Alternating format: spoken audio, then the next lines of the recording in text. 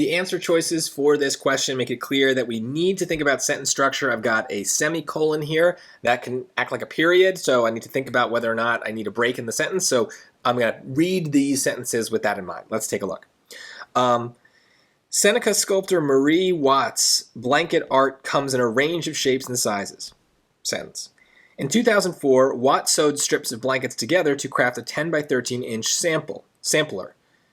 Later, in 2014, she arranged folded blankets into 2 large stacks and then cast them in bronze, creating 2 curving 18-foot tall blue bronze pillars. Okay, so this is definitely 2 sentences, right? So here's sentence 1.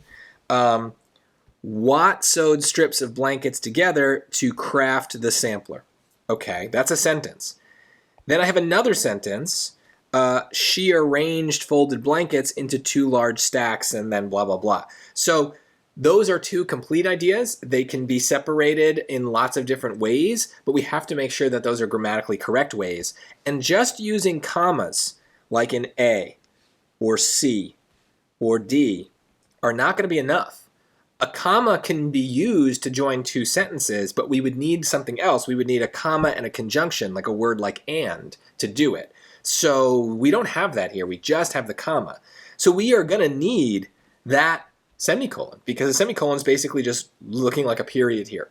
So I think what some people will get caught up with here is the later, right? Do I need that? Is that relevant information? But these are grammar questions, so we're not really thinking about style, and whether to include the word later is more of a stylistic choice. So I would start with the grammar. If the grammar points us in a direction, we have to go in that direction.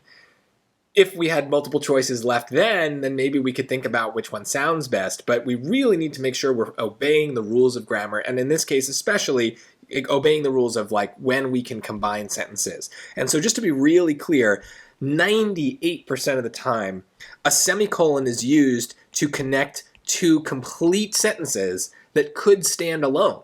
In fact, there's really no difference between a semicolon and a period, so that's how you want to think about it. There are very rarely some exceptions with the semicolon, but for our purposes on the SAT, we're almost always going to see them like this, as basically functioning as a period. So if you see one of your answer choice, your brain instantly has to go in that direction.